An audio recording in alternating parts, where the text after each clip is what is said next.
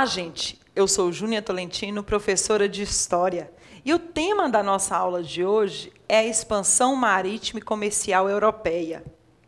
E aí, vamos lá?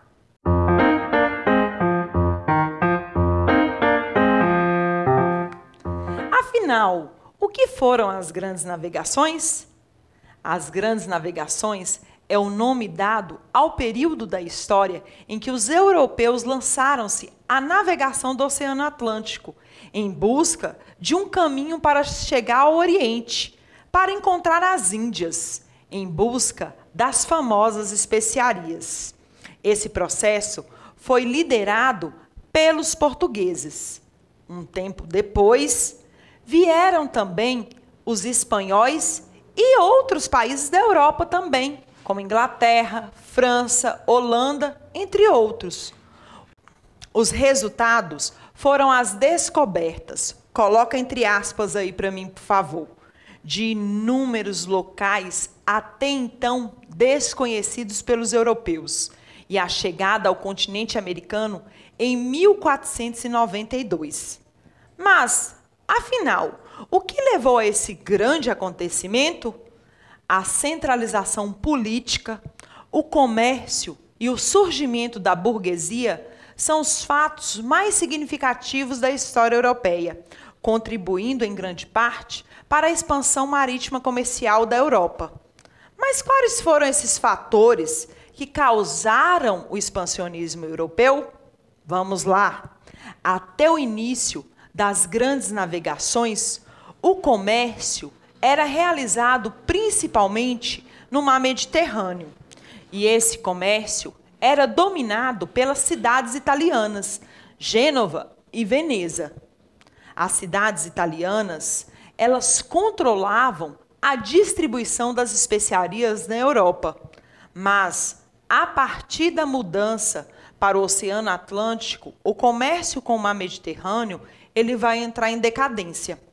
O principal objetivo dos europeus, ao se lançar nessas grandes navegações, além da procura de metais preciosos, foi principalmente a busca para uma nova rota de comércio com as Índias, para o comércio das chamadas especiarias.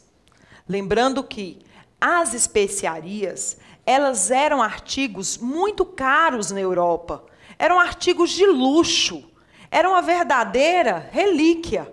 As especiarias, elas eram muito cobiçadas, devido principalmente à sua difícil chegada à Europa.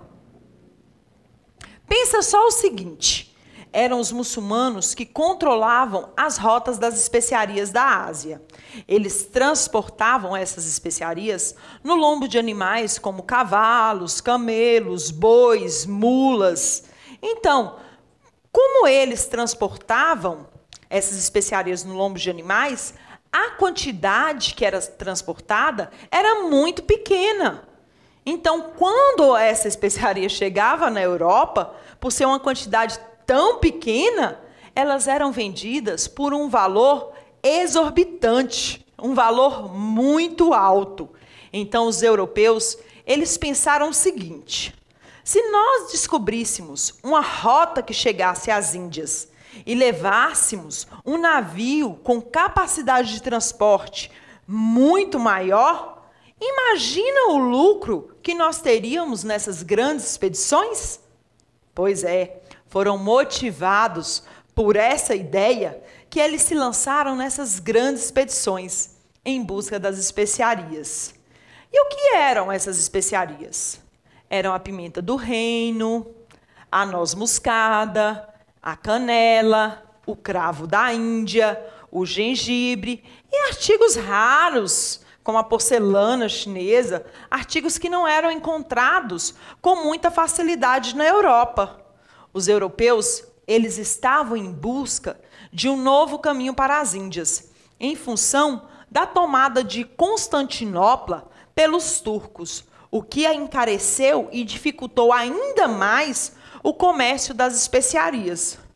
Outro importante fator que contribuiu para as grandes navegações foi a estagnação da economia europeia, estimulando assim a busca por novos mercados consumidores e fornecedores. Aliado a isso, também temos a necessidade de encontrar jazidas de ouro e prata em outras regiões, já que as jazidas europeias estavam quase esgotadas, exauridas, gente. Eles precisavam dos metais preciosos para poder aumentar a quantidade de moedas em circulação. Ocorreu também durante esse período o Renascimento, e com ele ocorreu uma mudança na forma dos homens verem o mundo, deixando o misticismo do período medieval de lado e passando a utilizarem principalmente a razão para explicarem os acontecimentos e tudo ao seu redor. Vale destacar, gente, que na Idade Média, os europeus eles tinham um verdadeiro temor, medo do Oceano Atlântico. Eles morriam de medo. E é interessante notar que, a partir do Renascimento, começa a haver essa mudança na mentalidade. E surgem teorias em que a Terra não era plana, e sim redonda. Antes do Renascimento, eles acreditavam que a Terra era plana, que se eles continuassem navegando, chegariam a um fim e poderiam até despencar por um grande despenhadeiro. Olha que história louca para vocês verem. Outro fator, gente, eles acreditavam muitas vezes que o Oceano Atlântico existiam monstros marinhos. Então, tinha um verdadeiro temor com relação à navegação no Oceano Atlântico. Por isso, muitas vezes, eles preferiam se manter nas águas costeiras e navegar por um mar menor, como o mar Mediterrâneo, que era um mar conhecido, já de fácil acesso, que eles conheciam que era difícil se perder. Além de superar os perigos reais, as tempestades, as danificações nas embarcações, as doenças, a fome e a sede, os navegadores, pela mentalidade medieval, ainda tinham que superar os medos imaginários, os monstros marinhos, a zona tórrida, a dimensão plana do planeta. Quanto mais navegavam, mais próximos eles estariam do abismo. Aí, acreditamos que a presença dos medos imaginários existiu, mas as inovações tecnológicas que vieram a partir da Escola de Sagres contribuíram para mudar o olhar para as grandes navegações. Outro importante fator foi o surgimento de novos aparelhos, que vão possibilitar as grandes navegações e que eles navegassem sem se perder no grande mar aberto que era o Oceano Atlântico. Os aperfeiçoamentos técnicos, como a invenção da bússola, do astrolábio, as caravelas, e inclusive as armas de fogo que serviam para a defesa deles. Existia também um local de estudo que era conhecido como Centro Náutico de Sagres ou Escola de Sagres. Nessa espécie de escola, eles desenvolveram novos estudos sobre técnicas de navegação, aperfeiçoaram até a bússola lá. E eles produziram nesse local mapas de rotas pelos oceanos e criaram novos tipos de embarcação, como exemplo a caravela, muito mais leves e movidas por velas latinas de formato triangular, que facilitavam as manobras em alto mar e propiciavam percorrer distâncias muito maiores. E um fator que contribuiu para que isso ocorresse foi o espírito de aventura, que, influenciados pelas histórias de Marco Polo, os europeus eles queriam desbravar os mares em busca de terras desconhecidas. Lembrando que Marco Polo ele chegou até a China, viu, gente? Outro fator que vai contribuir com as grandes navegações foi a ascensão social da burguesia mercantil e o fortalecimento do Estado Nacional. A partir da formação dos Estados Nacionais, que só um Estado centralizado teria condições de gerar recursos para uma empresa de tamanho porte, ou seja, somente um Estado centralizado, um país como nós conhecemos hoje, que tem suas próprias leis, seu próprio governo, sua própria cultura, né, uma própria moeda, teria recursos para financiar essas grandes expedições. E ainda tem o fator religioso. A Igreja Católica, ela foi uma grande patrocinadora dessas expedições, porque ela via como essas grandes expedições contribuiriam para expandir a fé católica pelo mundo. E a partir do momento que os europeus se organizaram, saíram em busca do caminho para as Índias. E existiam duas principais teorias para se chegar ao Oriente. Essas teorias eram: a primeira, defendida pelos portugueses, era do périplo africano. Os portugueses defendiam que deveriam contornar a África para se chegar ao Oriente. Já a segunda teoria, defendida pelos espanhóis, que é a da circunnavegação, eles defendiam que deveriam dar a volta ao mundo para se chegar ao Oriente. Ou seja, eles deveriam navegar pelo Ocidente até chegar ao Oriente. As diferenças são nítidas entre o acaso de navegar e a precisão nas navegações. Então, podemos perceber que as grandes navegações foram um projeto muito bem organizado e estruturado. E agora, se liga na nossa dica. Hoje trago para vocês uma curiosidade. As tão famosas especiarias que motivaram o período conhecido como as grandes navegações, que eram a pimenta do reino, a noz moscada, a canela, o cravo da Índia e o gengibre, elas eram usadas até mesmo como moeda e constituíam dotes, heranças, reservas de capital e até divisas de um reino. Pagavam serviços, impostos, dívidas, acordos e obrigações religiosas. Também era costume presentear ou até mesmo subornar os magistrados com especiarias, de tão alto que era o seu valor.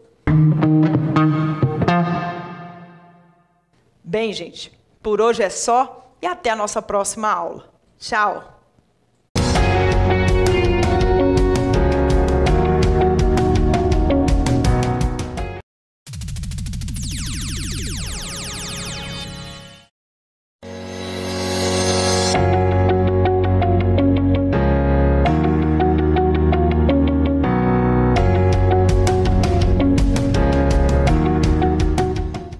Olá, gente! Eu sou Júnia Tolentino, professora de História, e o tema da nossa aula de hoje é a expansão marítima comercial europeia.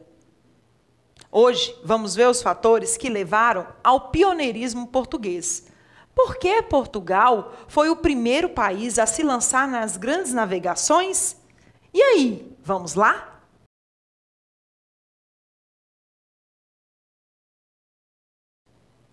Os fatores que contribuíram para o pioneirismo português nas grandes navegações foram a situação geográfica favorável, ou seja, Portugal tinha uma localização que dava de frente para o Oceano Atlântico e para o Mar Mediterrâneo. Portugal também foi o primeiro Estado nacional europeu a se formar. Mas as condições políticas para se realizar o feito remetem ao século XIV, quando Portugal se transformou em um reino independente do Reino Espanhol de Castela.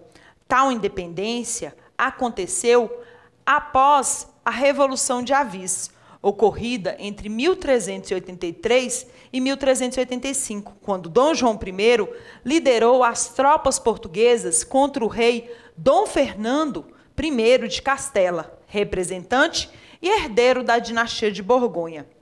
A Batalha de Aljubarrota selou a vitória contra Castela, criando a dinastia de Avis e transformando Portugal no primeiro Estado centralizado europeu.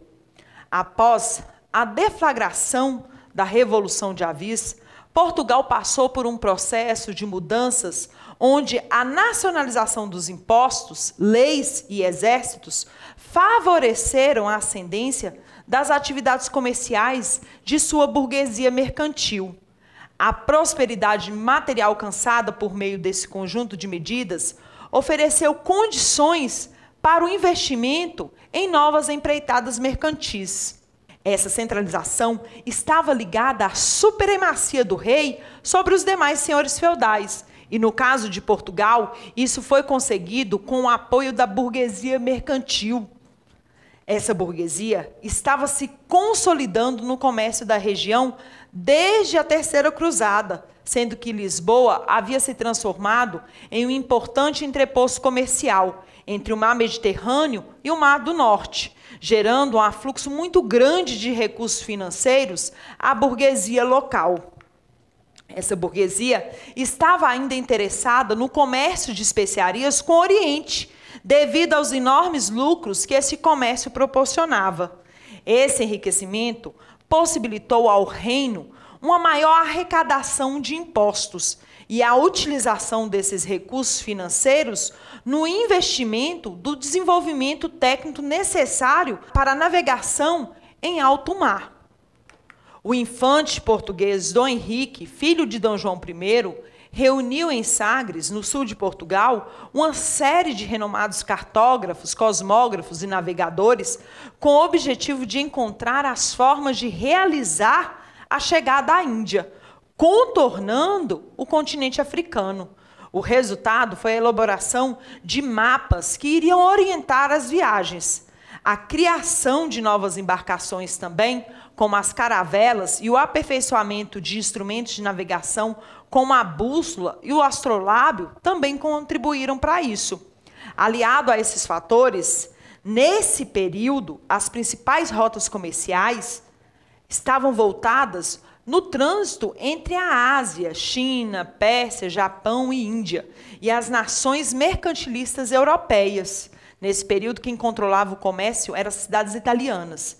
Parte desse comércio de mercadorias era intermediada também pelos muçulmanos, que viam no Mar Mediterrâneo e introduziam as especiarias orientais na Europa. Pelas vias terrestres, os comerciantes italianos, eles monopolizavam a entrada desses produtos orientais no continente, ocorrendo a supremacia dessas repúblicas italianas, que eram Gênova e Veneza, e elas dominavam esse comércio das especiarias. Quando as especiarias chegavam em Portugal, chegavam com valor muito alto, o que dificultava até o acesso das pessoas a elas. E a burguesia portuguesa, buscando se livrar dos altos preços cobrados por esses intermediários e querendo maiores lucros, eles vão tentar consolidar novas rotas marítimas, que fizessem um contato direto com os comerciantes orientais. Então, os portugueses, eles queriam descobrir um novo caminho para as Índias. E a teoria defendida por eles era do périplo africano, que consistia em contornar a África para se chegar ao Oriente. E aliado a isso também, tínhamos também a contribuição da Igreja Católica, que realizou muitas missas e bênçãos especiais para as expansões marítimas portuguesas, por motivos religiosos e também econômicos. A razão disso é que o comércio marítimo, os dízimos iriam aumentar a receita do clero e também contribuiriam para a expansão da religião católica pelo mundo. A expansão portuguesa, ela teve início em 1415, com a tomada de Ceuta. Em 1415, eles chegaram a Ceuta e iniciou um processo de consolidação das colônias portuguesas na costa africana e de algumas ilhas do Oceano Atlântico, como Madeira, Açores. E, a partir daí, os navegadores portugueses foram conquistando territórios ao longo de toda a costa africana, em direção ao sul, e cada território desse, eles formavam as feitorias, que consistiam em fortalezas contra os inimigos e entrepostos comerciais, onde muitos produtos africanos eles eram adquiridos para serem vendidos na Europa também. Com os lucros conseguidos com essas vendas, era possível, então, continuar o financiamento das aventuras marítimas, que era um empreendimento muito caro. Mas ainda havia várias dificuldades para realizar o périplo africano, o contorno do continente pelo sul, para se chegar ao Oriente. Uma das maiores dificuldades era ultrapassar o Cabo do Bojador.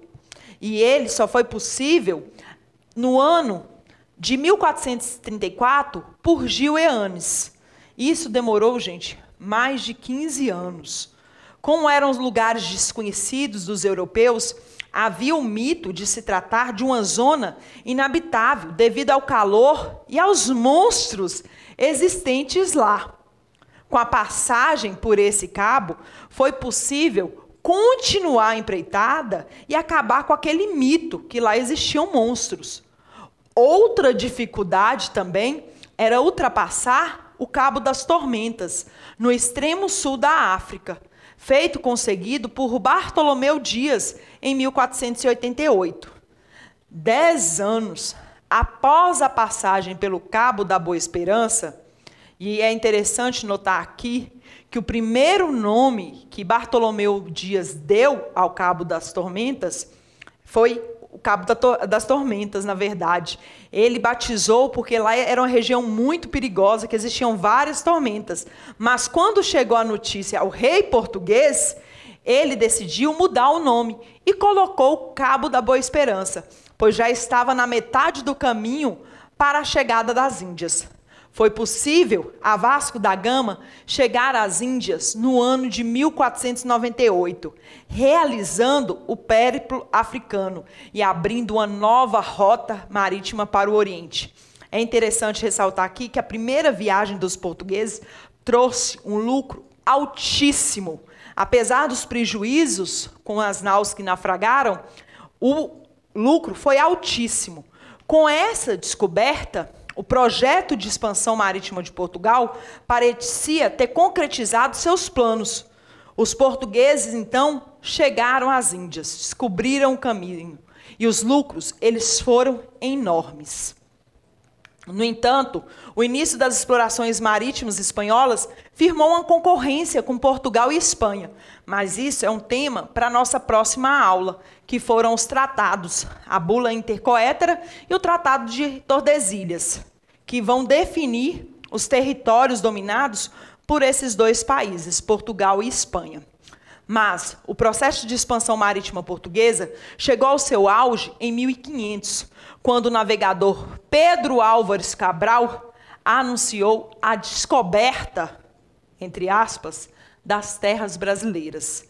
E vale ressaltar que, mesmo alegando a descoberta nessa época, alguns historiadores defendem que essa descoberta foi estabelecida bem antes, mas oficialmente foi registrada por Pedro Álvares Cabral.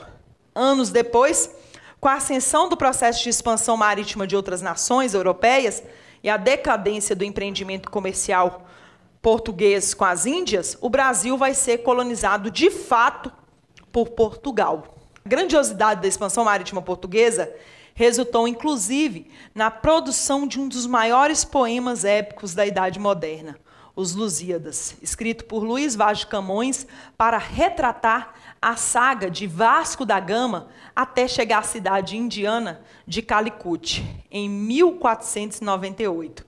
Além das feitorias e territórios na África e no Brasil, o Império Português conseguiu conquistar terras ao longo dos litorais do Oceano Índico e Pacífico, chegando até, inclusive, ao Japão.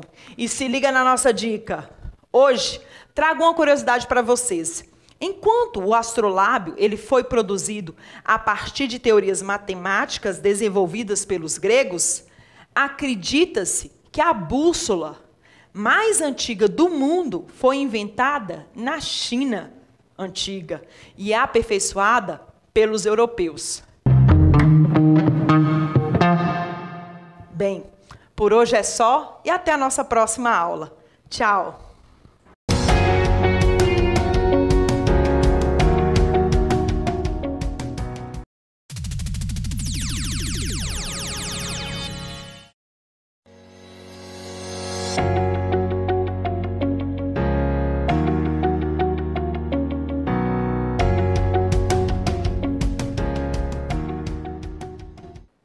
Olá, gente! Eu sou Júnia Tolentino, professora de História, e o tema da nossa aula de hoje é a expansão marítima e comercial europeia.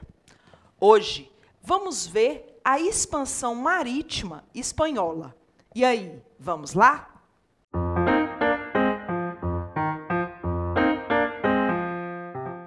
A expansão marítima espanhola ocorreu depois da expansão portuguesa, mas garantiu muitas terras para o domínio da Espanha. A expansão marítima espanhola ocorreu um século depois das viagens portuguesas pela costa do continente africano, devido principalmente à formação do Estado Nacional Espanhol ter sido realizada depois do Estado português. E só foi possível após a chamada Guerra de Reconquista. O que atrasou a formação da Espanha foi a necessidade de terminar de expulsar os mouros da Península Ibérica e de encontrar uma rota alternativa à descoberta pelos portugueses. A chamada Guerra de Reconquista foi quando os espanhóis conseguiram expulsar os mouros, que eram como eram chamados os muçulmanos na Península Ibérica, e terminou apenas em 1492, quando foi conquistado o Reino de Granada. Essa vitória coroava a ação empreendida por Fernando, do Reino de Aragão, e Isabel, do Reino de Castela, casados com o objetivo de unificarem os vários reinos espanhóis. Os reis católicos, como eram chamados, como ficou conhecido o casal, conseguiram superar as rivalidades existentes entre os vários reinos e unificá-los após a incorporação de Navarra, formando o Estado Nacional Espanhol. Os espanhóis, assim como os portugueses, também estavam em busca das famosas especiarias. Nas outras aulas, falamos sobre elas. As especiarias eram a pimenta do reino, a noz moscada, a canela, o cravo da Índia, o gengibre, artigos raros que não eram encontrados na Europa. Para conseguir alcançar os mercados onde eram comercializadas as lucrativas especiarias orientais, na Índia, os espanhóis precisavam encontrar uma rota alternativa à dos portugueses. Para isso, os reis católicos contrataram o navegante genovês Cristóvão Colombo. Colombo afirmava ser possível chegar às Índias navegando para o Ocidente, pois, sendo a Terra redonda, era possível realizar a sua circunnavegação. Com este argumento, Colombo convenceu os reis espanhóis. Partiu, então, no dia 3 de agosto de 1492, com sua expedição composta por uma nau e duas caravelas, que se chamavam Santa Maria, Pinta e Nina. Navegando no sentido oeste, durante mais de 2 meses, e tendo que enfrentar um princípio de motim, Colombo avistou, em 12 de outubro de 1492, as ilhas de Guanani, depois batizadas de São Salvador. Apesar de achar que tinha chegado às Índias, Colombo havia atracado em um continente desconhecido pelos europeus. Inicialmente, eles chamaram o local recém-conhecido de Índias Ocidentais. Colombo conseguiu chegar à Espanha para comunicar sua descoberta, coloca entre aspas aí, aos reis católicos, em 1493, voltando posteriormente em mais 3 viagens ao novo continente, explorando as ilhas do Caribe e a costa oriental da América Central. O nome América só seria dado ao continente após as expedições do cartógrafo Américo Vespúcio. Seus estudos mostraram que se tratava de um novo continente e não das Índias. Em sua homenagem, o novo continente foi batizado como América. Além de terem proporcionado a Colombo descobrir a América, As expedições marítimas espanholas indicaram também que a circunnavegação do globo terrestre era possível. Em 1522, Fernão de Magalhães conseguiu contornar o extremo sul da América, passando por um estreito que o levou às ilhas das Filipinas, através do Oceano Pacífico. O estreito passou, então, a se chamar Estreito de Magalhães, em sua homenagem. Apesar de chegar ao Pacífico, Magalhães não conseguiu chegar à Espanha, morrendo no caminho. Mas outros participantes da expedição conseguiram, comprovando a teoria de Colombo, de ser possível dar a volta na Terra, navegando no sentido oeste. Se liga na dica. A conquista da América foi um dos maiores empreendimentos realizados pela Espanha em sua história. A chegada da expedição de Cristóvão Colombo na América, em 1492, iniciou um processo que levou à dominação dos povos indígenas e foi o auge de um longo processo de exploração do Atlântico durante todo o século XV. O objetivo inicial de Colombo era chegar às Índias, mas acabou resultando na chegada dos europeus ao continente americano e iniciou o processo de ocupação e colonização.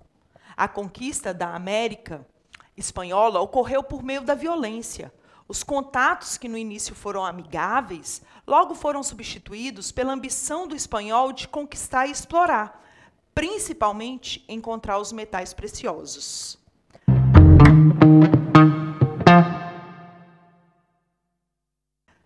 Bom, gente, por hoje é só. E até a nossa próxima aula. Tchau!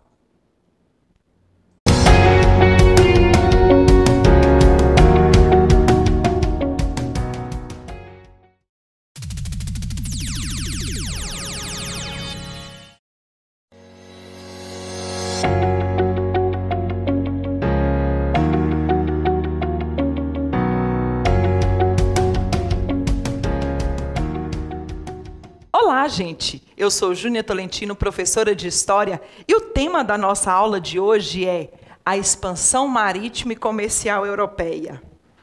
Hoje, vamos ver os tratados assinados entre Portugal e Espanha e as navegações tardias da Inglaterra, França e Holanda. E aí, vamos lá? A corrida expansionista de Portugal e Espanha gerou inúmeros conflitos acerca das terras descobertas, ou ainda a descobrir. Para definir os direitos de cada país, diversos tratados foram assinados. O primeiro deles, o Tratado de Toledo, assinado em 1480, garantia a Portugal as terras a descobrir ao sul das Ilhas Canárias, assegurando a rota das Índias pelo sul da África. O encontro da América acirrou a rivalidade entre Portugal e Espanha pelas novas terras conhecidas, sendo necessária a intermediação da Igreja Católica na contenda. Frente a isso, foi assinado a Bula Intercoetera e o Tratado de Tordesilhas, dividindo o mundo ao meio, separando as terras que ficariam sobre os domínios dos reinos de Portugal e Espanha. A Bula Intercoetera, assinada em 1493, foi editada pelo Papa Alexandre VI, indicando o meridiano a 100 léguas das ilhas de Cabo Verde, destinando a Portugal todos os territórios a leste e a Espanha as terras a oeste desse meridiano. Já o Tratado de Tordesilhas, assinado em 1494, onde os portugueses contestaram a Bula Intercoetera. Na cidade de Tordesilhas, na Espanha, foi assinado o chamado Tratado de Tordesilhas, que substituía a linha divisória anterior por outra, situada a 370 léguas a oeste das ilhas de Cabo Verde, facilitando a Portugal a conquista das terras do Atlântico Ocidental, cuja possibilidade de existência já era de conhecimento dos portugueses. Agora nós vamos ver as navegações tardias da Inglaterra, França e Holanda. O atraso na centralização política justifica o atraso dessas nações na expansão marítima. A Inglaterra e a França envolveram-se na Guerra dos 100 Anos, que ocorreu de 1337 a 1453. E após esse longo conflito, a Inglaterra passa por uma guerra civil, a Guerra das Duas Rosas, em 1455 a 1485.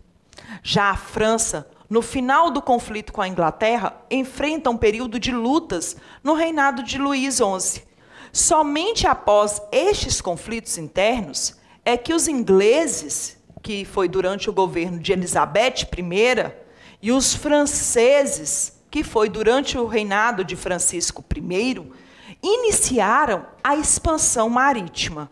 Já a Holanda tem seu processo de centralização política atrasado por ser um feudo espanhol.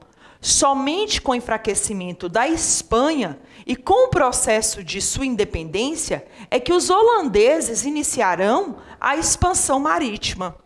Depois de derrotarem os espanhóis que ocupavam os Países Baixos, os holandeses criaram a República das Províncias Unidas.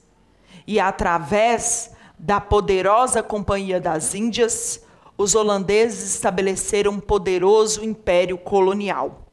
Se liga na dica agora. Através da poderosa Companhia das Índias, os holandeses estabeleceram um poderoso império colonial, fundando a Nova Amsterdã, que depois foi transformada pelos ingleses em Nova York, e chegaram até a ocupar o Nordeste brasileiro e também parte das Antilhas e do Suriname. Com a invasão holandesa, a cidade de Recife foi transformada na capital de Pernambuco. O conde Maurício de Nassau, então governante do período, realizou uma série de melhorias na capitania de Pernambuco e incentivou a vinda de cientistas e artistas para o Brasil. Os cientistas promoveram uma série de estudos sobre a fauna e a flora locais, assim como estudaram também doenças tropicais que atingiam a população. Os artistas, por sua vez, retrataram o modo de vida do local, alguns retratando paisagens do cotidiano e outros retratando indígenas e escravos que habitavam a região. Isso a gente tem registrado até hoje. Bem, por hoje é só, pessoal, e até a nossa próxima aula. Tchau!